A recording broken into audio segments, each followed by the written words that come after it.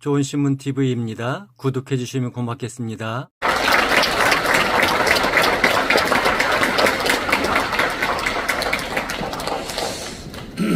역사 얘기를 잠깐 하도록 하겠습니다. 조선 말기에 이 대한민국은 국가라고 볼 수가 없었습니다. 전 국민의 80%가 종이었어요. 종. 이걸 누가 이렇게 만들었냐? 우리가 한없이 존경하는 세종대왕이 그렇게 만든 겁니다. 그러니까 조선 말기에 80%가 종살이 하는 거예요. 그리고 이 쉬운 한글을 못 읽는 사람들이 90%예요. 90%. 국가라고 볼 수가 없는 거죠. 세계에서 인도 다음에 가장 못 사는 나라 대한민국이었습니다. 이런 어두운 땅에 하나님께서 불쌍히 여겨서 미국, 캐나다, 뉴질랜드, 호주에서 선교사를 보내준 것이 복의 근원이 되었습니다. 그들이 와서 학교 짓고 병원 짓고 교회 지어서 잠자는 민족을 깨웠습니다. 사실은 대한민국은 선교사들이 세운 나라라고 봐야 되는 것입니다. 그 중에 가장 잘한 일은 무슨 일인가? 1904년도에 이승만 대통령을 선교사들이 미국으로 데려와서 조지 워싱턴 대학, 하버드에서 석사를 하고 그리고 프린스턴 대학에서 박사를 하면서 이승만 대통령이 조선에 갇혀 있다가 미국에 가서 아이비리그 3대 과정을 공부하는 중에 높은 산에 올라가서 앉아보니까 세계가 보이는 거예요. 세계가. 인간은 어떤 세상에 사는 것이 가장 행복한가? 그리고 바로 유럽을 보게 되었습니다. 2000년 기독교회가 만든 3대 구호 자유평등박입니다. 사람은 자유로운 세상, 평등한 세상, 그리고 사랑이 넘치는 박애의 세상에 사는 것이 가장 행복한 것이다 하는 것을 이승만은 미국에서 3대 공부를 하는 중에 잉태를 해서 내가 다시 일본으로부터 나라를 찾는다면 대한민국을 이렇게 세우겠다 하고 첫째 자유민주주의입니다.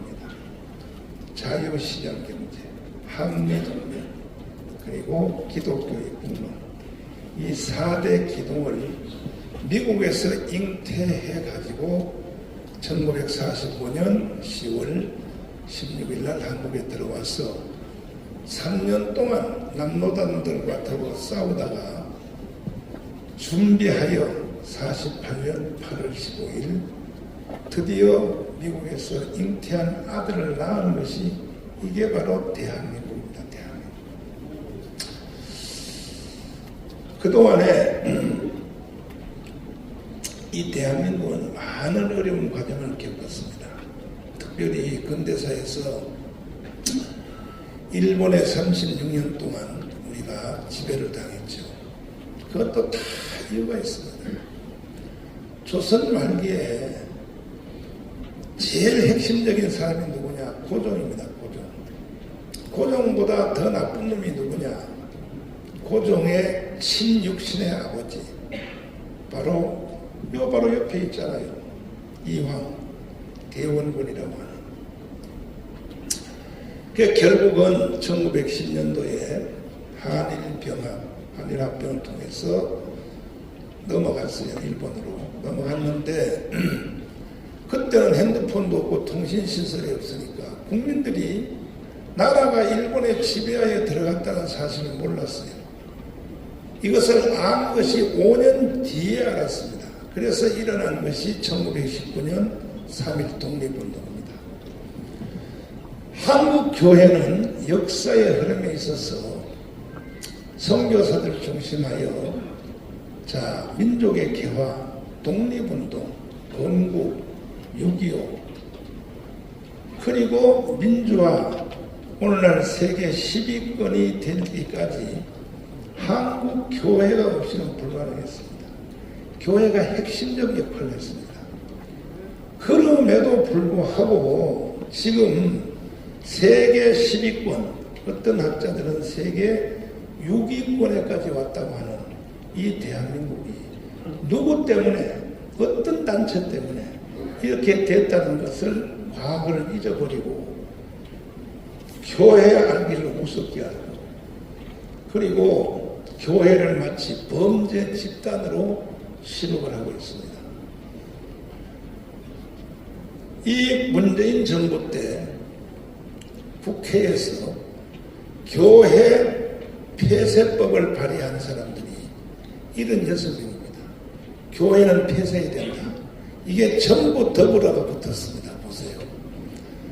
대한민국 국회에서 오늘날 대한민국이 이렇게 되기까지는 교회 없이는 불가능했고, 여의도에 있는 국회의원들 이 개자식들이요, 저놈들도 지금 국회의원 헤쳐먹는 것이 왜 그러냐. 이승만 대통령이 나라를 세웠고 박정희가 일으킨 기반에서 지금 지들이 국회의원 해먹고 있는 거예요. 그런데 그 바로 밑바닥에는 뭐가 있었냐. 교회가 있는 겁니다. 교회가. 그런데 교회 폐쇄법을 발의를 했어요. 76명이. 이거 한번 보세요. 이런 놈들을 다시 국회의원 시키면 돼요, 안 돼요? 여기도 빨갱이가 좀 많은 것 같아, 내가 보니까. 아니, 이걸 보면서도 대답 안 해요? 이런 놈들을 국회의원 만들면 돼요, 안 돼요? 안 돼요. 교회 폐쇄법이 뭡니까? 지구상에서 교회 폐쇄법을 발의하는 그런 국회가 있나요? 대한민국이. 그러면 이런 것이 왜 겁도 없이 이런 짓을 하느냐? 이 배후에는 북한이 있습니다. 북한이 완전히 대한민국을 장악했습니다. 국회, 지금 현재 있는 대한민국 국회를 누가 대한민국 국회라고 하겠습니까? 북한이 시킨 대로 법 만들잖아요. 공북성금지법, 김여정 하명법. 지금 국회가 문재인 5년 동안에 만든 법안과 그것 때문에 생긴 지방 조례안과 세칙을 합하면 약 4만 개입니다. 4만 개. 이거요, 이번에 4월 10일 총선에서 반드시 자유우파가 200석을 만들어서 싹 청소해야 됩니다. 동의하십니까?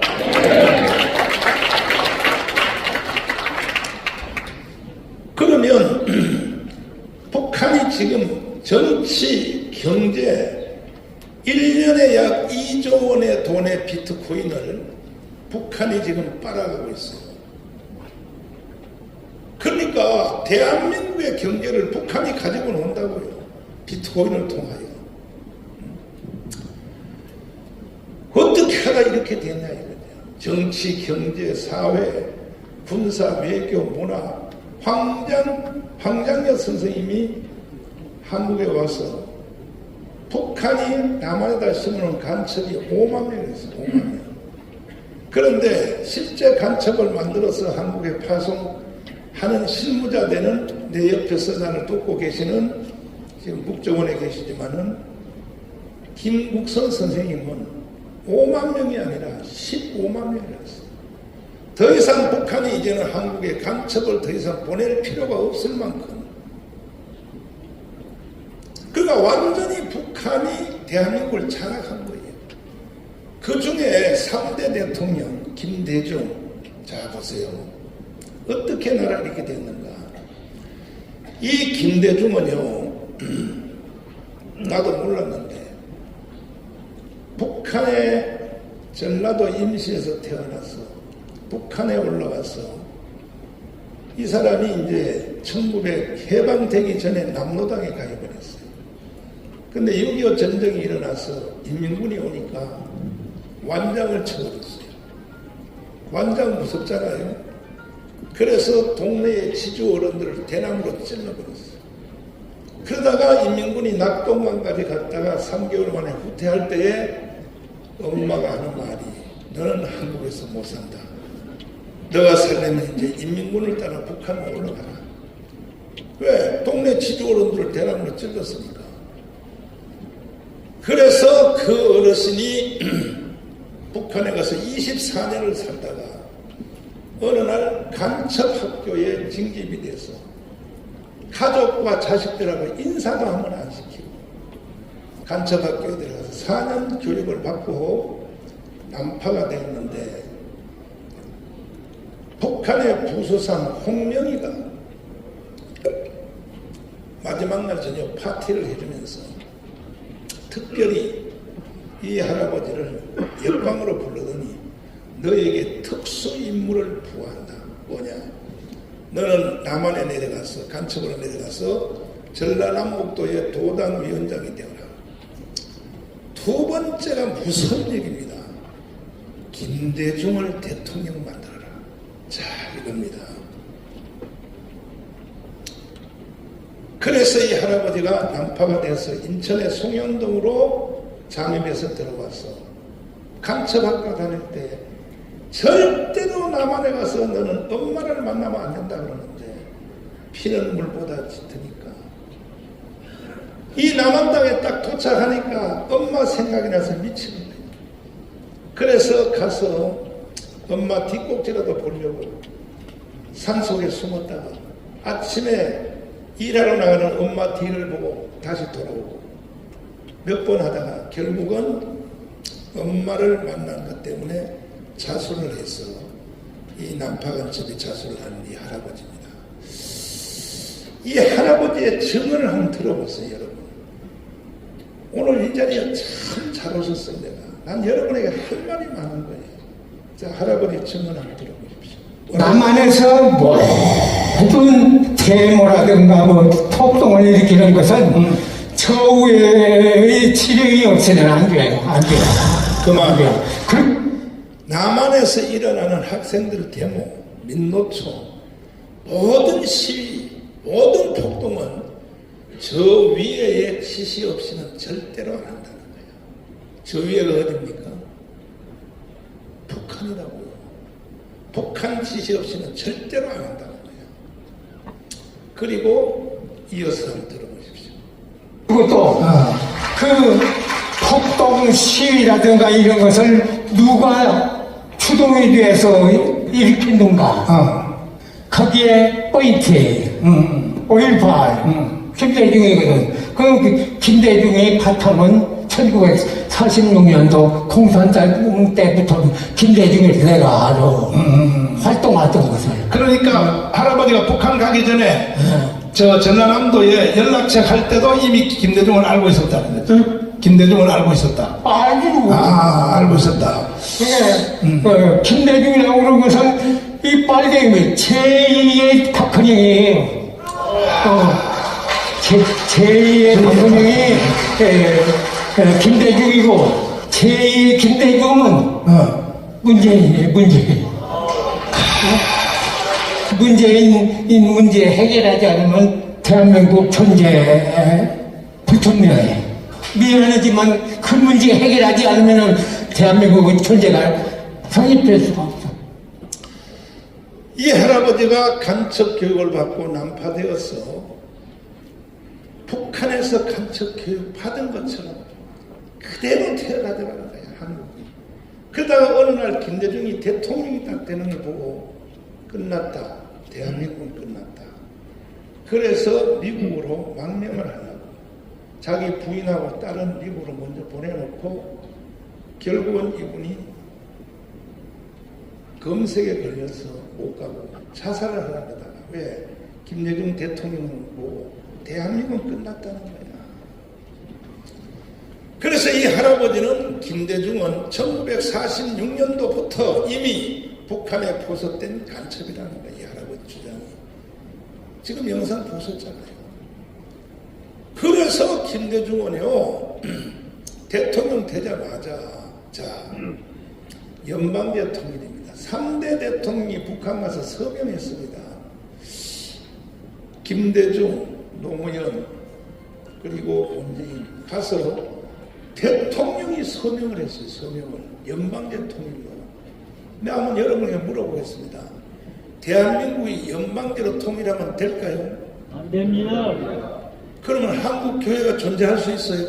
없어요. 저는요, 문재인 대통령이 딱 되자 한눈에 내가 딱 알아봤습니다. 1919년 2019년 6월 7일 날 새벽 2시에 제가 기도하는데, 저는 기도를 많이 합니다. 하는데 성령이 나를 툭 쳤어요. 대한민국 망했다고. 그래서 이게 내 생각인가 성령의 생각인가 분별이 안 돼서 최고의 전문가 7명을 찾아다니면서 내 기도 중에 이런 성령의 충동을 받는데, 최강 장관님, 한국의 경제 대통령이라고 하는, 그리고 각 분야의 전문가들을 봤더니 목사님 맞다는 거예요. 대한민국 끝났다는 거예요. 왜? 문재인은 반드시 대한민국을 해체하고 북한으로 영방대로 넘기려고 한다는 거예요. 그래서 내가 그 사실을 알고 한기총 대표회장으로서 시국선언문을 발표했습니다. 제가 한기총 대표회장 된 것도 사실 제가 원해서 된 것이 아니에요. 하루는 조영기 목사님이 날 보고 오라 그래서 갔더니 한기총 대표회장으로 들어가 그러는 거예요. 그래서 저는 안 갑니다. 저는 어르신이 저한테 맡겨주신 기독당 하나 하는 거, 이것도 나는 힘듭니다. 다른 사람 시키세요. 들어가라면 들어가지 많이 만나고 막 소리를 질러요. 그럼 뭐 어르신한테 대답할 수도 없고, 예, 알았습니다 하고 나왔는데, 그 다음 주에 이영훈 목사가 전화가 왔어요. 좀 만나자. 갔더니 한기총 대표회장을 좀 해달라는 거예요. 그래서 안 한다니까. 이 참나 정말. 내가 한국 교회를 위해서 내가 하는 부흥회, 그 다음에 목회자 집회, 그 다음에 목회하는 이거 외에 한국 교회를 위해서 내가 할 수 있는 일은 딱 기독당 하나, 요것만 내가 성공시켜서 하나님 앞에 드리면 이게 내가 할 일이, 난 다른 건 안 한다고. 그랬더니 이영훈 목사가 뭐라 하냐면 이렇게 나를 꼬셔요. 그러면 기독당을 위해서 내가 100만 개 서명을 받아줄 테니 그러면 한기총 대표회장 해줄래 그랬어. 그래. 그걸 해주면 내가 하지. 그래, 하나씩 바꿔서 하자. 내가 한기총 대표회장 해줄 테니까 그걸 100만 개 서명 받아달라. 그래서 이영훈 목사는 나한테 약속을 지켰어요. 97만 개를 해줬어요. 97만 개. 그래서 사실 이 기독당이 살아나게 되었는데, 저는요, 조영기 목사님하고 김정원 목사님한테 잘못 걸려서 사실 제가 피봤습니다. 어느 날 장경동하고 나하고를 불러서 김정원 목사님, 조영기 목사님이 기독당을 만들어서 여의도에다 넣으라는 거예요. 그래서 저희들은요, 정치에 관여하면 이단인 줄 알았어요, 이단. 그래서 저는 내가 장경동보다 나이가 한 살 많아요. 그래서 내가 어르신들 이렇게 나쁜 일을 시키면 되겠습니까? 그랬더니 김정원 목사님이 소리를 지르셨어요. 젊은 목사들이 공부도 안 하고 왜 기독당 하는 것이 왜 나쁜 짓이야? 막 뭐라 그래요. 그래서 대답도 못하고 스시 몇 개 주워 먹고 바깥에 나와서 장경동한테 그랬어요. 너 어떻게 할래? 그러니까 나는 집도 대전이고 형님이 서울이니까 열심히 하라고 내가 뒤에서 기도하고 도와준다고. 그래서 저는 교회에 가서 우리 장로님들을 소집했어요. 최고의 어르신인 조용기 김종문이가 기독당을 만들어 북해에다 넣으라 하는데, 안 그러면 나라도 한국교회도 없어진다 하는데 어떻게 하면 될까 했더니 장로님들이 가만히 내 눈을 쳐다보더니, 우리 교회는 내가 개척했기 때문에 장로님들이 나한테 못 가버려요. 가만히 보더니 목사님 기도하시다가 좋은 일을 하세요 그래. 근데 말은 그렇게 하지만 눈을 보니까 전혀 아닌 거야. 그래서 집에 가. 5분 안에 당일을 맞췄어. 집에 가라. 그래 2, 3일 지난 뒤에 권사님들한테 전화를 해봤어요. 어제 그저께 장로님들이 날 만나고 와서 집에 가서 뭐라 그래 그랬더니 우리 목사님이 미쳤다 그러더라. 되겠습니까 이게? 밤잠을 한 잠도 못 자고 새벽 4시 40분까지 잠이 안 오지라는 거야. 어르신들의 말을 거역하자니 나는 나쁜 놈이 되고, 만약에 어르신들 말대로 기독당을 하자니 우리 교회 다 깨지고 부흥의 길 다 막히고 내가 하는 사역 다 끝나고 이럴 수도 없고 저럴 수도 없고 하다가 새벽 4시 40분에 내가 인간으로 태어나서 가장 큰 결단을 내렸습니다. 이 결단입니다. 뭐냐? 조영기, 김중곤 이분들은 나이 차이가 나고 형님뻘이 아니고 부모님뻘인데 부모님 같은 분들이 어떻게 나한테 해코지를 하겠나? 못쓴 일을 시키겠는가? 이 생각을 제가 하게 된 거예요. 그래서 좋다. 내 인생 다 깨지고 우리 교회 다 흩어지고 붕의 줄 다 막힐지라도 내가 한번 어르신들의 말에 순종을 한다 하고 기독당을 하기로 결심해서 진행을 하는데 2시간 잠을 자고 총신대 신대 원장 신창섭 교수님을 찾아갔어요. 원장님, 교회는 정치하면 안 돼요 그러니까 누가 그따위 소리를 하냐. 아니 합동처 최고의 보수교단 그 원장님의 제자들 목사들이 합동처 목사들이 다 그럽니다. 그랬더니 이 자식들이 신학을 어디서 배웠어? 칼빈주의는 정치 안 하는 것이 죄야. 존 칼빈이 제네바에서 의회에 고문을 했고 아브라함 카이퍼가 화란의 총리를 18년 했어. 최고의 신학자가. 덴마크의 지도자 그런톱이 다르가스가 다 목사들이야. 누가 교회는 정치하면 안 된다 그따위 소리 한다니까. 합동적 목사들이 다 그래요. 그러니까. 정신 나간 소리 하고 있다. 그러면 우리 교회 헌신제에 와서 한번 이걸 장로님들 앞에 가르쳐줄래요. 좋다. 그래서 헌신제에 모시고 칠판을 갖다 놨더니 칼빈주의와 정치에 대해서 가르치는데 제가 그때 처음 알게 된 거야. 아, 교회와 정치는 어떤 사이인가. 그때 시카고 트리니티 대학의 웨이 크레뎀이 500페이지의 책을 쓰기 전이에요. 그 책이 나오기 전입니다. 교회와 정치에 대한 그 책이 나오기 전입니다. 그래서 와서 뭐 장로님들 보고 이래서 목사님 정마호 목사가 하는 일이 맞으니까 무조건 협조하세요.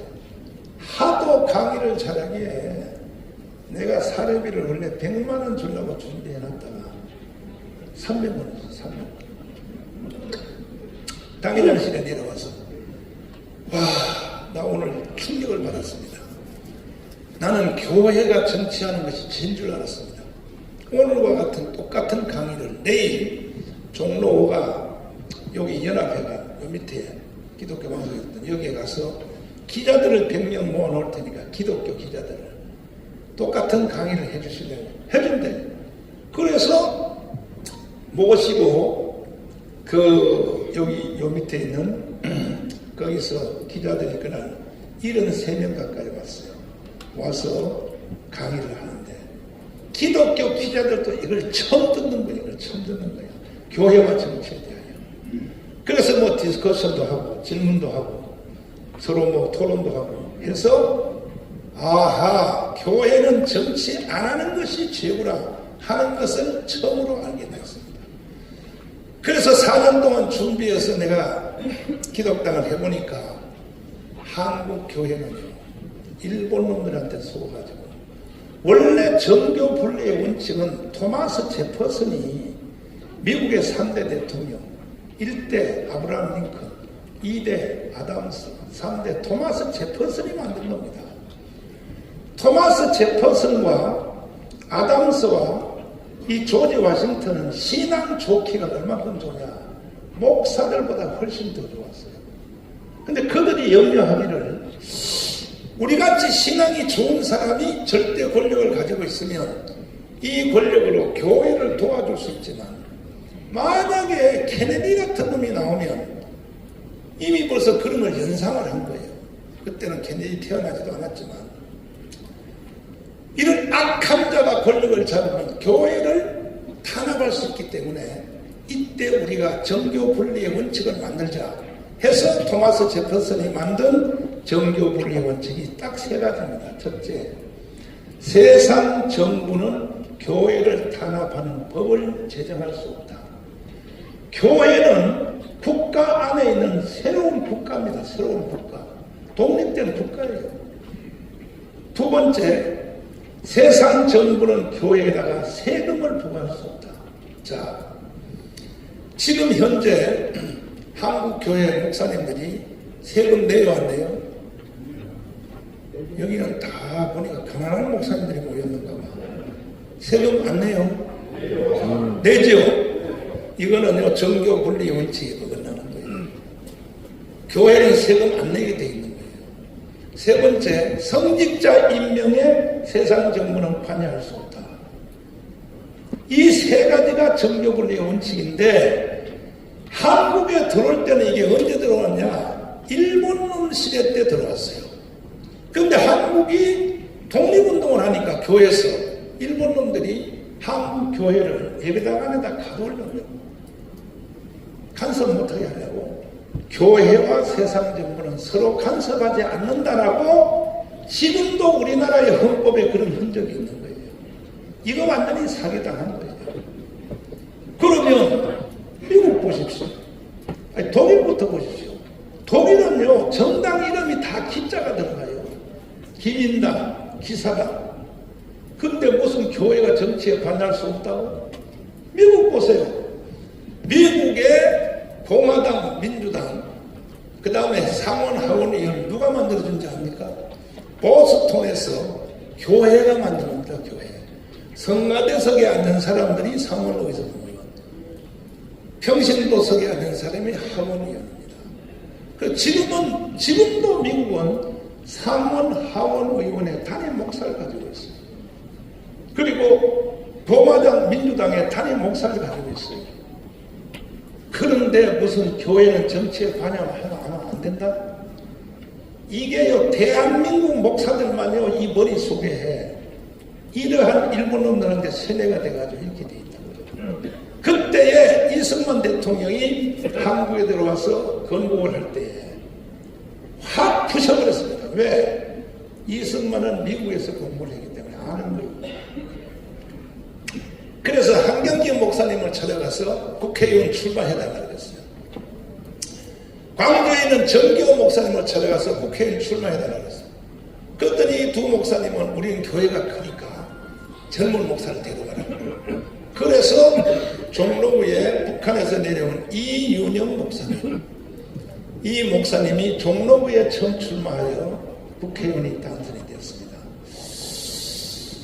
됐을 때 이제 50선거를 통하여 국회를 구성하고 처음 국회 모임이 됐을 때 이승만 의장이 나이가 제일 많아 연장자가 사회로 올라갔어요. 뭐라고 말합니까? 이와 같이 좋은 날 36년 동안 외놈들에게 식민지 생활을 하던 이 대한민국을 하나님이 해방시켜 주시고 이제 3년 동안 남로당을 물리치고 국가를 선포하게 된 것이 어떻게 사람의 힘으로만 되겠습니까? 이것은 하나님의 은혜입니다. 그러므로 우리 국회를 시작하기 전에 먼저 창조주 하나님께 감사기도부터 하고 시작합시다. 여기 혹시 목사님 계시나요? 이윤영 종로구에서 당선된 사람이 나오세요. 자, 감사기도 하세요. 그래서 대한민국은 기도로서 시작된 나라가 대한민국입니다. 박수 한번 쳐봐요.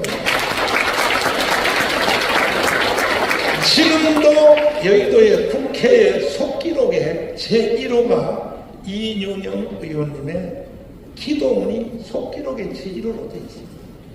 나는 이게 너무 감동이 돼서 내가 당연함시 난 이것을 앞에 보면 우리에게 독립을 주신 하나님, 우주와 만물을 창조해서 인간의 역사를 쓰면 이렇게 되어 있습니다.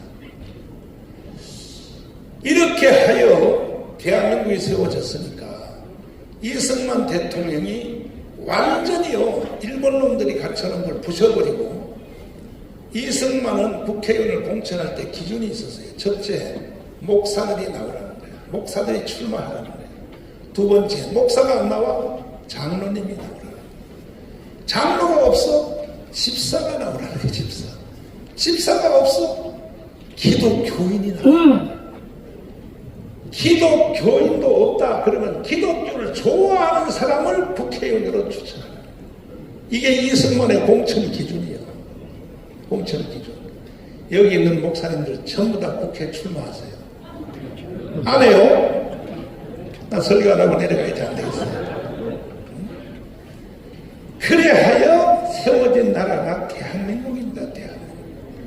그러다가 박정희 대통령이 군사혁명을 일으켜서 박정희는 일본식 교육을 받았어요. 그래서 다시 중앙정보부를 지시해가지고 교회는 정치에 관여하면 안 된다. 박정희 대통령이 다시 이렇게 바꾸는 거예요. 그래서 6.25 이후에 태어난 저 같은 사람들은요, 교회가 정치에 손댄다는 나쁜 짓인 줄을 우리는 알고 있는 거예요. 사실은 그렇지 않아요. 국제 정치를 보세요. 독일 보세요. 당 이름이 전부 다 기자가 붙었잖아요. 기민당, 기사당 다 붙었잖아요. 미국에 보세요. 단임 목사를 다 가지고 있잖아요. 상원, 하원에 다. 우리나라만요, 전 세계에 기독당을 가지고 있는 나라가 76개. 그 중에 집권한 나라도 3나라가 있어요. 이탈리아, 그 다음에 덴마크, 그 다음에 또 독일. 기독당이 집권당이 된 나라가 있어요. 그 다음에 국회의원을 배출한 나라가 17개 나라예요. 대한민국만 없는 거야. 대한민국만. 그래서 지금 대한민국이 북한이 가지고 장난을 치는 겁니다. 그래서 저는 조영기 목사님, 김용원 목사님 만나서 해본다. 좋다. 내가 하늘나라 가서 주님이 너 뭐 하다 왔냐 물으면 나는 조영기, 김용원 말 순종하다 왔습니다. 나 요거 하나만 가지고 천국 간다 하고 4년을 준비해서 했더니 26만 표밖에 안 나와요. 기독당 선거를 5번 했었는데 처음에 선거할 때 기독당 찍은 사람 한번 손 들어봐요. 한 명도 없죠. 왜? 다 일본 놈들한테 사기당해가지고. 그 다음에 또 4년을 준비해서 했더니 32만 표가 나왔어요. 그때 찍은 사람 손 들어봐요. 2사람 나왔어요. 2사람. 2사람은 이따가 내가 맛있는 점심 사드릴게요. 그리고 또 4년 내 사표내러 갔어. 조영기 목사님한테. 안 되잖아요. 안 되는 걸 왜 자꾸 시켜요. 그랬더니 뭔 일을 한 번 해보고 안 된다고 그만둬. 내가 국민일보 하는 거 안 봤어? 국민일보 파! 안 돼도 내가 계속 하잖아. 또 막 뭐라 그래. 그 어른들은 돈도 안 주면서 시킨 거야. 그래서 헤이 어차피 버리고 다시 해보자. 그래서 또 4년을 준비해서 했더니 42만 표가 나왔어요. 자, 이제는 박수 칠 준비를 해야 돼요. 그때도 또 내가 그만둘까 하다가 왜? 조영기 목사님한테 시험을 당했어요. 조영기 목사님이 나한테 기독당 하라고 맨날 불러서 잔소리 해놓고 세상에 김포 영종도 공항을 가다가 선거철 때 호주로 도망갔어요. 조영기 목사님이. 도망가면서 기자들이 물었어요. 정광훈 목사한테 장경동한테 기독당 하라고 시켰습니까? 그랬더니 나는 시킨 적이 없어. 내가 그 영상을 직접 봤다고. 조영기 목사님 얼마나 내가 시험을 당했는지요. 아휴 정말 내가 속았구나. 그래가지고 이제 선거가 끝난 뒤에 조영기 목사님 와서 내가 갔어요. 어르신 나한테 시킨 거 맞잖아요. 근데 내가 tele보니까 정광훈한테 시킨 적 없다고 저기 공항에서 그렇게 기자들한테 말했는데 그랬더니 예 국정원이 나를 죽이려고 해서 내가 호주로 도망간 거야. 이해하라고. 그러니까 어른들의 말을 들어보면 다 이유가 있는 거야. 좋다. 내가 다시 한번 더 한다 했더니 이제 박수칠 준비해봐요.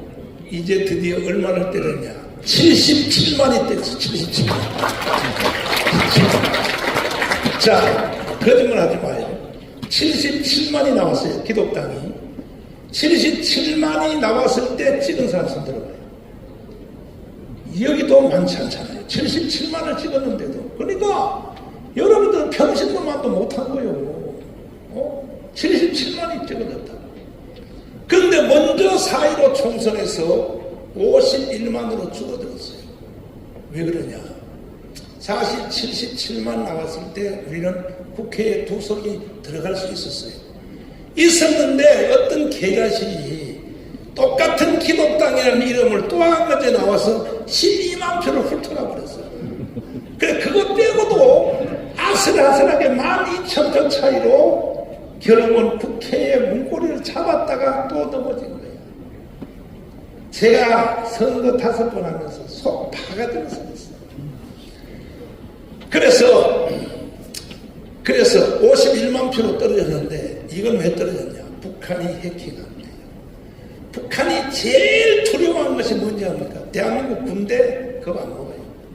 정치가들 겁 안 먹어요. 왜? 가지고 노는데 북한이. 북한이 제일 두려워하는 것이 뭐냐? 기독당이 국회에 들어가는 것이 제일 두려워하는 거예요. 그러니까 북한이 해킹해서 장난치는 증거가 뭐냐면 원래 기독당 선거를 해보면 물론 이 지역 후보는 다 국민의힘 정당을 찍어요.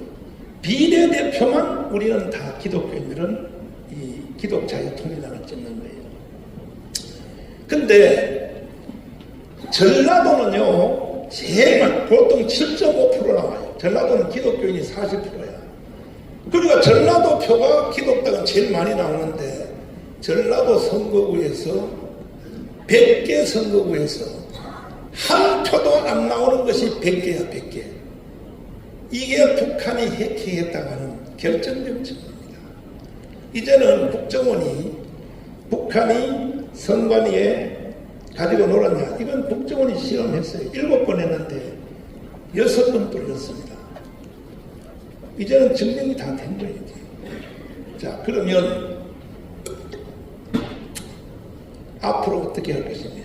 내년 4월 10일이 선거입니다. 올해 4월 10일이 선거인데 지난주에 한국에서 제일 큰 교회, 세계에서 제일 큰 교회 이름은 아직 안 밝힌 겁니다. 짐작만 했어요. 목사님을 만났어요. 그동안 날 보고 고생했다 그래. 반드시 이번에 기독당이 여의도에 안 들어가면 한국 교회도 대한민국도 북한의 연방제로 넘어가게 돼 있다. 이걸 나보다 설명을 먼저 하는 거예요. 그래서 내가 다시 결단했다. 총회와 그 다음에 교인들 다 합해서 거기는 교회가 크니까 내가 기독자유통일당에 100만 명을 진성당원을 서명해 주겠다. 박수 좀 쳐봐야 되겠다. 내가 오늘 설교하러 왜 온지 압니까? 최규수 저 나쁜 놈 때문에요. 절대 여기 내가 안 오려고 그랬어요, 솔직히. 최규수 저 아주 나쁜 놈이에요, 저거. 이따가 나한테 죽어요. 안 오려고 그랬는데 왜 왔느냐? 자, 이제 기회가 딱 한 번밖에 없어요. 여러분, 대한민국이 오래 갈 것 같습니까? 아니 3대 대통령이 북한 가서 연방제를 서명하고 왔는데 이거는 지금 평양의 국회인 최고인민회의가 지금 버스 타고 있어요. 어느 날 국회에서 결의안 내서 북한 국회의원 초청장작 법안을 내서 결의해버리면 지금 국회는 170명 무소속하고 정의당까지 합해 180명을 잡고 있잖아요. 결의안 딱 내버리면요. 평양의 국회의원들이 오는 걸 누가 막아요? 3대 대통령이 사인을 했는데 연방제로. 그러면 연방제로 넘어가는 거예요. 이러한 위험한 상황에 처해 있는데도 한국교회는 마치 아무 일이 없는 것처럼 편안하게 지금도 보세요. 신년 한해 이렇게 조용하게 이렇게 하고 있잖아요. 저는요, 생각을 깊이 하는 사람이에요. 가을 총회 모든 교단이, 우리나라 교단이 370개예요. 370개의 교단이 가을에 총회 끝나고 성탄절 되기 전까지 노회 모임, 시찰회 모임, 선교단체 모임, 기독교 지도자 모임이 3,000회 이상이에요. 3,000회 이상. 아마 그 중에 3분의 1은 아마 이 한교연도 그렇게 할 거예요. 희망이 있나요? 아니, 개신교 지도자 회의를 3,000회 이상 한다고 희망이 있냐고요? 사람이 자기들이 하는 일이 뭔 일을 하는지를 모르고 한다는 것이 가장 어리석은 것입니다. 희망이 있냐고요? 자, 저는 제 자랑을 한번 하고 이제 마지막으로 마무리하겠습니다. 나는 문재인이가 대통령이 딱 되자 한눈에 내가 딱 알아봤습니다. 저 새끼는 대한민국을 해체하고 북한에다 갖다 바치려고 하는 겁니다. 그래서 제가 한기총 대표회장 조영기 목사님 때문에 할 수 없이 됐지만 내가 시국선언문을 발표했습니다. 발표했는데 이 시국선언문을 듣고 감옥 광장으로 사람들이 뛰어나오기 시작하는데 그래서 감옥 운동이 시작이 됐어요. 시작이 되니까 소방서기가 저를 보고 한번 만나자고요. 신당스에서 만났어요. 형님, 문재인하고 같이 가자고. 문재인도 만나보면 좋은 사람이야. 그래서 내가 언제 같이 안 간다고 했어? 평창 동계올림픽에서 강철의 왕인 신영복을 내가 가장 존경한다. 한번 들어보세요. 자, 제가 존경하는 한국의 사상가 신영복 선생은 한국의 사상가 신영복 선생은 자, 간첩의 왕을 존경하는 사상가라고 한다면 문재인 이름도 간첩 아닙니까? 간첩 아니냐고요. 이때 펜스 현역 미국 부통령이요, 이 연설 듣다가 중간에 나가버렸어요. 일본의 아베도 듣다가 나가니까 국제 정상들의 절반이 이 연설 듣다가 나갔어요. 그 바로 뒤에는 김여정 고 계집애하고 북한의 수반인 김영남이가 싹 웃고 앉았어요. 이 문재인 이 개자식이 북한의 김여정 앞에 기쁨조 노릇을 하는 거예요. 이 개자식이. 그러니까 펜스 부통령이 나갔다니까요. 이런 연설을 하는데도 국민들이 가만히 있는 거예요. 언론도 가만히 있는 거예요. 이 영상을 잡아낸 것도 제가 제일 먼저 잡아냈습니다. 잡아내서 내가 조갑재 선생님한테 연락했어요. 그랬더니 진짜 그랬냐 그래요. 들어보세요. 내 영상 보내줄 테니까. 그래서 조갑재 TV가 방송하기 시작했어요. 대통령이 이것은 할 말이 아니라는 거예요. 그뿐 아니라 이 문재인이 왜 내가 간첩이라고 말을 했느냐. 내 강화문 광장에서 하면서 제주도 4.3 사건에 가서 한 번 한 것도 아니요. 해마다 가서 이런 미친 짓을 들어보세요. 그러나 누구보다 먼저 꿈을 꾸었다는 이유로 제주는 처참한 죽음과 맞이했고 지난날 제주가 꾸었던 꿈이 지금 우리의 꿈입니다. 자, 제주도 김달상 이덕구가 일으켰던 무장폭동 사건이 우리의 꿈이 맞습니까? 아닙니다. 목사님들 꿈이 맞아요? 아닙니다. 문재인이야 이 개자식아, 너의 꿈은 될지 몰라도 왜 이걸 국민에게 강요해 이 자식아. 그래서 내가 이 두 개를 사과하라 그랬어요. 소방서한테. 그랬더니 좋대. 노영민 비서실장한테 연락해서 1시간 안에 가르쳐주겠대. 연락 왔어요. 사과 못한다는 거야. 못해? 이 개새끼를 내가 이 자식을. 그래서 내가 사실 그때 삶을 전돈하고 포기하려고 청와대에다가 비닐 텐트를 쳤어요. 그리고 단식에 들어갔어요. 난 사실 그때 안 살라 그랬어요. 내 더러운 이런 세상을 보고 내가 한기총 대표이장으로서 이런 세상을 보고 내가 살아야 되겠냐 이거야. 지금 한기훈 대표회장님 살 생각하지 마요. 살 생각하지 말라. 만약에 살라 그러면 내가 죽여버릴 거야. 최 교수 살 생각하지 마. 아니 이런 말을 듣고도 그래서 비닐 텐트를 쳤는데 쳐서 투쟁에 딱 들어갔더니 세상에 청와대 비서관 하나가 나를 좀 만나자 그래. 그래서 코리아한테서 만났더니 목사님 현역 대통령을 개새끼라고 이게 뭔 말입니까? 현역 대통령이 그랬어요. 나는 그보다 더 센 욕을 하고 싶었는데 내가 참은 것이 그 정도야 그랬더니 더 센 욕도 있어요 그래. 있지? 한번 해보라 그래. 야 이 씨발 새끼야. 그랬더니 비서관이 뒤로 넘어갈라 그래. 그러면서 웃으면서 하는 말이 잘 들어보세요. 나를 설득하는 거야. 목사님 신도시에 땅 3,000평에 교회 잘 지어줄 테니 문재인하고 같이 갑시다. 이렇게 나를 설득하는 거야. 자, 손 들어봐 주세요. 신도시에 땅 3,000평에 교회 잘 지어준다 그러면 그래도 나는 안 넘어가겠다. 손 들어봐요. 안 넘어간다. 안 넘어가요. 100%다 넘어가. 여러분들은 100%. 그래서 내가 이렇게 말했어요. 비서관님, 신도시에 땅 3,000평에 교회 잘 지어줄 필요 없어요. 우리 교회도 커요 지금. 그보다 더 쉬운 일이 있어요. 뭐냐? 평창 동계올림픽에서 신영복 감첩을 내가 가장 존경한다. 이거 사과해 주시고, 그 다음에 48년 8월 15일 이승만이 세운 건국을 인정할 수 없다. 이 문재인이가 이렇게 연설했거든요. 그거 2개 사과하면 내가 도와드릴게요.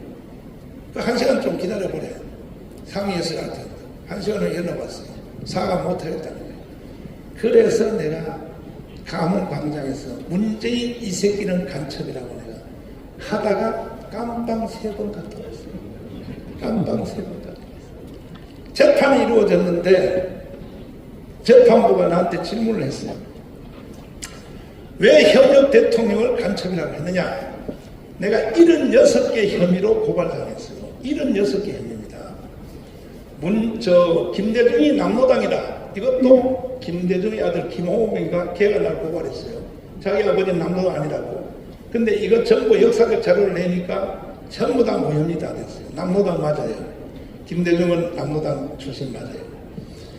그리고 심지어 뭘까지 고발했느냐? 내가 50년 전에 다녔던 대한신학교 성적표를 조작했다는 거야. 이것도 고발됐어요. 76개 고발해요. 근데 내가 송중근 검사한테 그랬어요. 아니 성적을 조작했으면 지금 현재 1등으로 돼 있어야지. 조작했으니까 A 플러스가 돼 있어야지. 지금도 뛰어보면 꼴등입니다. 그래서 꼴등 성적표를 내놨더니 이거는 무혐의로 하겠습니다. 이런 식이요, 이런 식. 그래서 제일 큰 것이 뭐냐? 제일 큰 것이 뭐냐? 사실은 3가지인데 하나는 뭐냐? 내가 3번 깜빵 간 중에 한 번은 그 황교안 때문에 갔어요. 황교안. 자유우파는 황교안을 대표로 세웠으므로 우리 모두 합쳐서 4.15 총선에서 이겨야 됩니다. 이게 선거법 위반으로 내가 걸려 들어간 거예요. 그런데 황교안 때문에 내가 깜빵을 한 번 갔어요. 3번 중에 한 번은 그러면 최소한 황교안이가 서울구치소에 나한테 면회는 한번 와야 돼야 안 와야 돼요. 면회는 고사하고요. 내 깜빵 갔다가 나온 뒤에도 전화 한 통도 안 했어요. 난 그래서 이 대한민국의 국회 지도자들 나는 한 놈도 믿을 놈이 없다는 거야. 한 놈도. 절대 여러분이 이용당하면 안 돼요. 국민의힘 정당이 나라와 한국교회를 지켜줄 때로 생각도 하지 마세요. 만약에 한국교회 폐쇄법을 76명이 더불어민주당이 발의를 하면 국민의힘 정당 국회의원들이 기독교인들 중에서 들고 일어나야 돼, 안 일어나야 돼? 안 일어나야 돼요?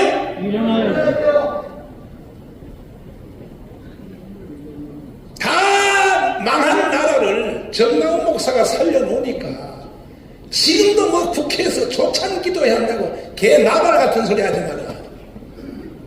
문재인이가 대한민국을 해체하고 북한으로 넘기려고 할 때 교회 폐쇄법을 발의했을 때 국회에 있는 기독교인들이 뭘 했냔 말이야. 뭐 했냔 말이야. 자, 내가 강화 운동할 때 영상을 잠깐 보여드리겠습니다. 나는 깜빵 3번 갔다 오면서 내가 하나님 앞에 서원한 게 있어요. 내가 인생을 그동안 어떻게 살았냐? 내가 뭐하고 살았냐? 저도 열심히 살았어요. 여기 계신 여러분하고 난 비교할 수 없을 만큼 열심히 살았어요. 목회 열심히 했고, 부흥회 열심히 했고, 청교도 영성훈련 열심히 했고, 애국운동 열심히 했어요. 그런데도 깜빵에 가서 가만히 기도하면서 생각하니까 눈만 나는 거예요. 내 인생 헛살은 것 같아. 제 1번이 뭐냐 하면, 너가 한국의 목사라고 돼서 왜 김정은 저 새끼를 죽여야지. 그리고 북한의 2,500만의 영혼을 건져내야지. 그것도 못하면서 너가 무슨 목사냐. 이런 죄책감이 왔어요. 그래서 내가 결단했어요. 다시 내가 나가면 김정은 저놈을 내가 3년 안에 죽여버리고 북한의 2,500만 영혼을 건져낸다. 이게 첫 번째 결단이야. 두 번째 결단은 뭐냐. 만약에 김정은을 죽였을 경우에 중국 군대가 북한에 다시 들어와버리면 죽 서서 뭐예요? 개주는 거죠. 그래서 나는 이승만을 전공했기 때문에 이걸 막아낼 수 있는 것은 미국의 상원의원밖에 없다 해서 상원의원을 만나려고 시도를 했어요. 잘 안 되더라고요. 그래서 하루는 박동선 회장을 만났어요. 박정희 때 로비니스트 회장을 만났는데 박동선 회장님한테 상원의원 좀 만나게 해주세요. 그랬더니 목사님, 한국과 미국은 문화가 다릅니다. 한국은 사돈의 8촌까지 잡아당기면 윤석열도 만날 수 있고 누구도 만날 수 있지만은 미국은 절대 안 됩니다. 정상적인 정치 로펌을 사야 된다는 거예요. 소개해 주세요. 그래서 지금도 내가 한 달에 7,500만 원씩을 내고 있어요. 워싱턴인 정치 로펌을. 그래서 그들한테 의뢰했더니 한 번 들어오려면 5명씩 상원인들을 딱딱 세팅을 해놨어요. 내가 그래서 지금 21명을 만났어요. 상원인 20명 만났는데 그 중에 최고의 대열을 하나 건졌어요. 현재 상원의원의 제3인자 되는 린지 그레함이라고 들어봤어요. 이분을 내가 만나서 설명했어요. 한국 통일시켜달라. 그랬더니 통일을 어떻게 시켰냐. 미국이 방해놓고 있잖아. 미국이. 그랬더니 언제 미국이 한국 통일을 방해놨나 그래. 이거는 6.25 때부터 다그라스 메가더가 중국 군대가 한국에 개입할 수 있으니까 히로시마 원자탄을 중국에다 흑룡강 사람이 많이 안 사는 인간이 희생이 잘 안 되는 거기다가 한 방을 더 때리자 했을 때 다그라스 메가더의 군복을 벗겼잖냐 트럼프니가. 그때부터 이 미국은 한국의 통일을 원치 않는 거야. 중간에 잘라놓고 관리하고 있는 거야. 나를 못 속여. 그리고 내가 그 본체를 내가 말했어. 왜 미국이 한국을 통일 안 시키느냐. 미국은 한국 통일 안 시키려고 그래요. 현재 상태로 딱 관리하려고 그래요. 그 이유는 뭐냐. 통일시켜 놓으면 통일된 한국이 중국으로 붙을까 봐 겁먹는 거예요. 잘 들으세요. 내가 그 말을 딱 했더니요. 거기에 민주당 상원의원 중에 하나는 나한테 이렇게 말했어요. 그 사람이 친내교 집사야. 목사님 말이 맞대. 목사님 말을 들으니까 전율이 느껴진다 그래. 내가 중심을 딱 잡았거든. 그리고 내가 린지 그레함한테는 뭐라고 말했냐.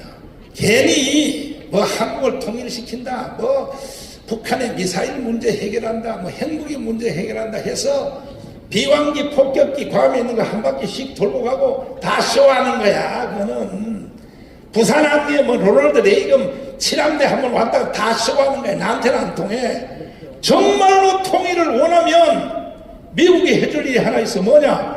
중국에서 북한으로 흘러들어가는 송유관 기름 파이프라인 3단만 끊어줘. 그랬더니 제일 강렬하게 반응을 일으킨 사람이 린지 그레함이야. 맞다는 거야. 그러면서 내가 단독 법안을 만들어서 통과시켜주겠다는 거야. 미국의 상원의원은 전 세계를 다 통치하는 겁니다. 그리고 이것을 한국에 가서 내가 직접 선포해 주겠다. 그래서 린지그램이 한국에 오게 돼 있어요. 지금. 내가 너무 감사해서 눈물도 나고 해서 나도 모르게 순간적으로 흥분해서 만약에 당신이 한국에 와서 송유관 끊는 법안을 내가 막아주겠다고 한국 와서 선포해주면 내가 조금 전에 보여준 영상, 강화문 영상, 내가 그 영상을 편집해서 갔거든. 그랬더니 진짜 이거 너가 했냐 그래. 바로 앞에 서 있는 연단이 내가 아니냐. 강화문 운동, 이거는 세계적인 운동이다. 홍콩의 브렉시이 3달밖에 못했어요. 결과 못 만들었어요. 결국 홍콩은 중국 지배로 들어갔습니다. 우리가 강화문에서 비가 오나 그 다음 뭐예요? 풀이 오나 4년 동안 투쟁한 것 때문에 이 영상을 내가 보여줬어요. 여러분 잠깐 다시 한번 보십시오. 존경하는 국민 여러분, 대한민국 헌법으로 자유 통일해봅시다.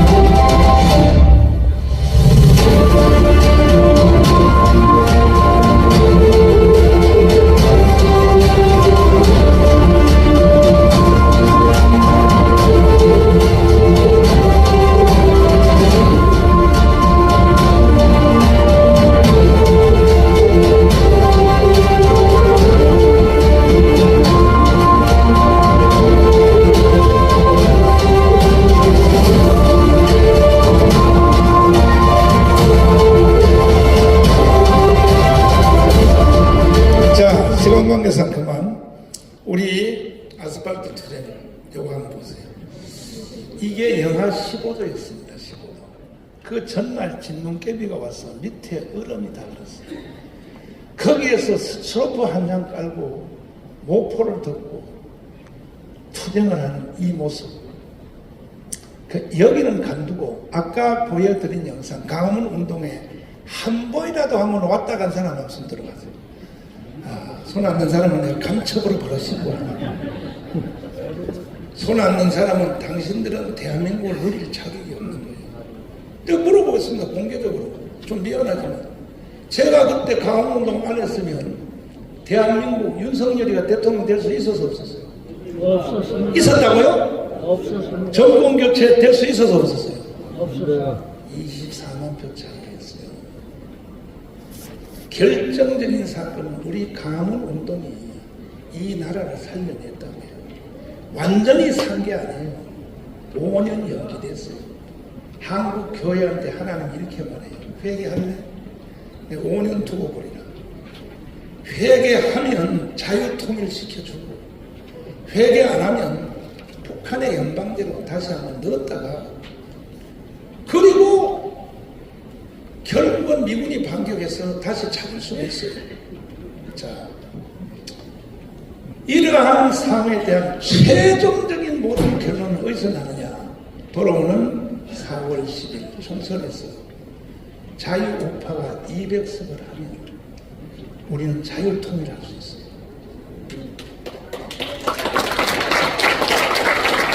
한 석이라도 치면 바로 북한의 연방제로 가게 돼 있어요. 북한의 연방제로 가면 한국 교회가 존재할 수 있어요? 있습니까? 마지막 결론입니다. 이제 세계적인 제일 큰 교회에서 100만 개를 서명해 주겠다. 교단까지 앞에서. 내가 오늘 여기 왜 왔느냐? 회장님, 일어서세요. 한교인이 뭐하는 단체입니까? 나라가 다 망했는데 맨날 모여서 회의만 한다고 됩니까? 그러면 4월 10일 총선에서 원래 기독자유통일당인데 그 안보 세력들이 육사, 해사, 삼사 이 사람들이 기독자만 빼주면 우리도 다 이 당을 지지하겠다. 이게 강화문운동이 30%가 안보 세력이에요.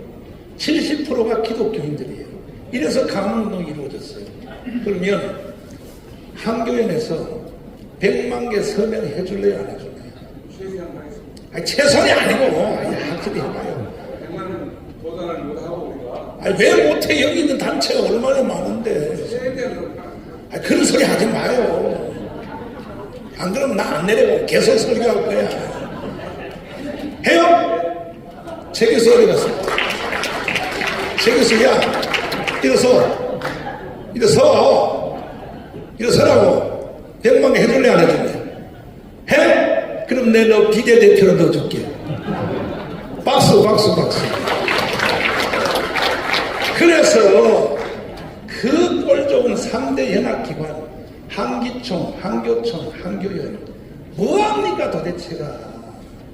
뭐하냐고요 도대체가? 나라가 다 망했는데 뭐하냐 말이요. 나라가 다 망했는데. 네, 그래서 3대 연합기관에 다니면서 다 100만 개씩 내가 받아내려고 그래. 한국은 처음에 여기고 먼저 온 거예요. 먼저.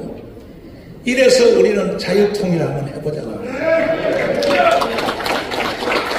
마지막 결론으로 들어보세요. 국민의힘 정당을 믿으면 안 돼요. 왜 그러냐? 보세요. 우리가 그렇게 이기게 해줬더니요, 지들끼리 싸워서 박근혜를 탄핵하잖아요. 박근혜 탄핵을 더불어민주당이 했습니까? 그것도 몰라요? 아니, 박근혜 탄핵 때문에 국가가 이렇게 확 기울어졌거든. 박근혜 탄핵을 더불어민주당이 했습니까? 누가 했어요? 국민의힘 정당이 지들끼리 싸우다고 했다고요. 그래서 만약에 100% 200석 전체를 국민의힘 정당 하나에 200석을 만들어줘도 나라는 또 망해요. 왜? 선거 끝나자마자 바로 싸움이 붙어요. 대구의 홍준표, 서울시장 오세훈, 안철수 세력이 바로 전쟁이 붙어서 또 윤석열 탄핵됩니다. 그래서 절대로 국민의힘 정당 하나 가지고 안 되고, 가장 이상적인 것은 뭐냐? 국민의힘 정당은 149석만 하고 우리가 자유통일당이 51석을 했어요. 둘이 합쳐서 200석 되는 것이 가장 이상적입니다. 그래야 우리는 이 나라를 지킬 수 있습니다. 아니, 말이 길어져서 진짜 미안한데요. 나도 나이가 먹어서 말이 많아졌어요.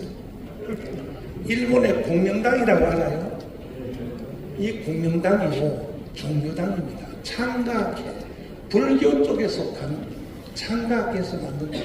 요게 30석밖에 안 돼요. 이 30석밖에 안 되는 것이 거대한 자민당을 끌고 다녀요. 그러니까 일본은 건전하게 가는 거예요. 저쪽은 정의당이 있기 때문에 정의당이요 계속 끌고 좌측으로 가서 지금 휴전선까지 넘어갔어요. 우리 자유우파 정당은요, 이승만 때는 무조건 자유당, 박정희 때는 무조건 공화당, 전두환 때는 무조건 민정당, 몰빵 때렸어요. 한국교회가 무조건 자유우파라고. 그랬더니요, 이 국민의힘 정당이 개지랄을 떨어놓은 거야. 그래서 믿을 수가 없어. 그래서 조영기, 김용호 목사님은 이걸 미리 한 거야. 자, 조영기 목사님 영상 한번 들어보세요. 조영기 목사님이 얼마나 영리한지를 한번 보세요. 미리 벌써 한번 들어보시라고.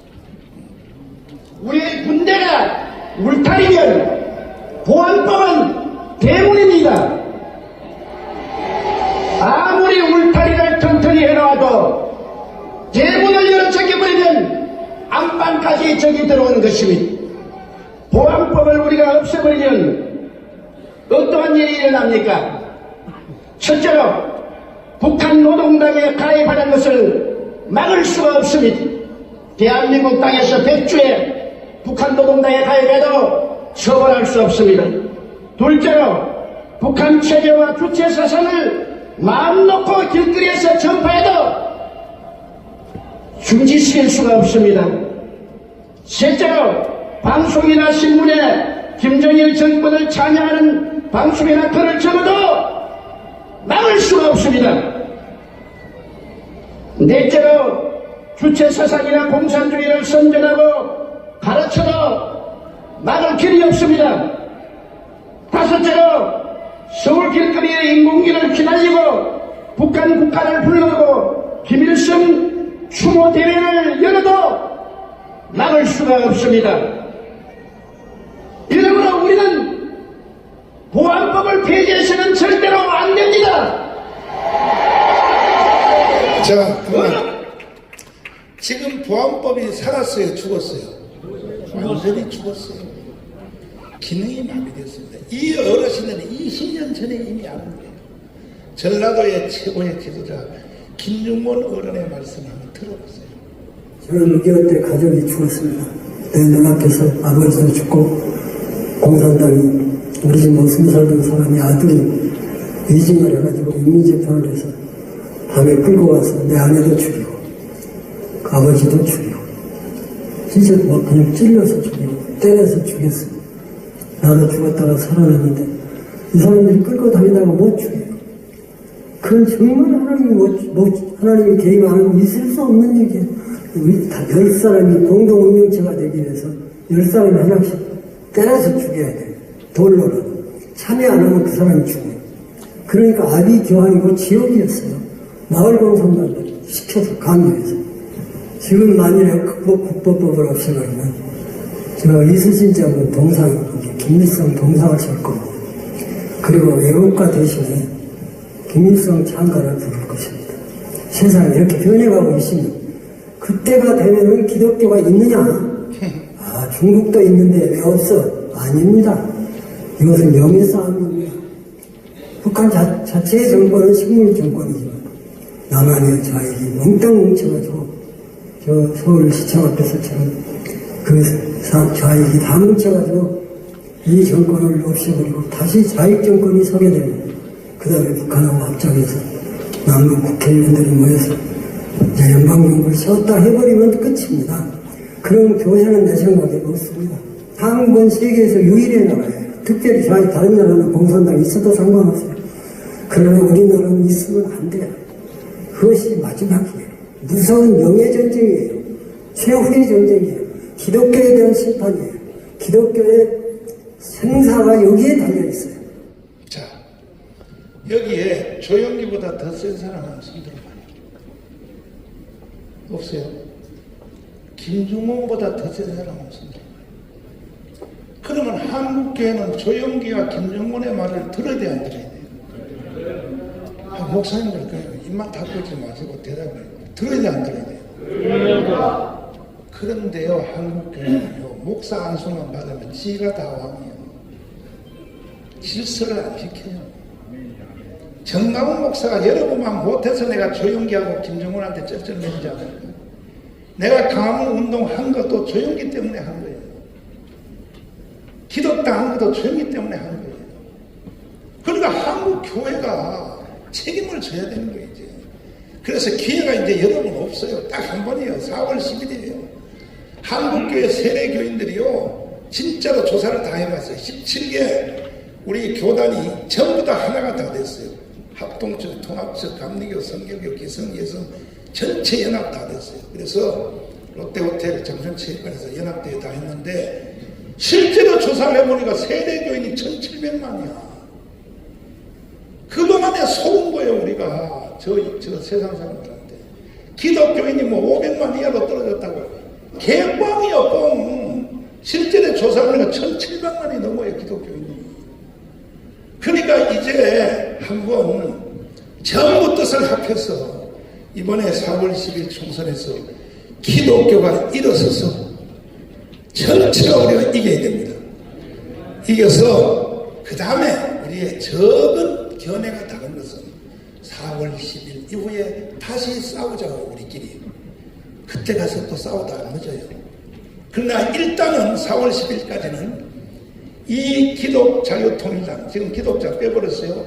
여기에 다 힘을 합해서 나라와 한국교회부터 지켜놓고 그 다음에 우리가 다른 일은 견해가 다른 것을 그 후에 하자 이거예요.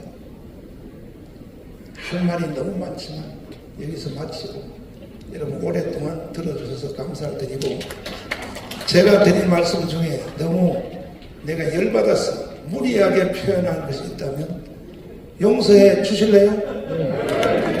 안 해주실래요? 감사합니다.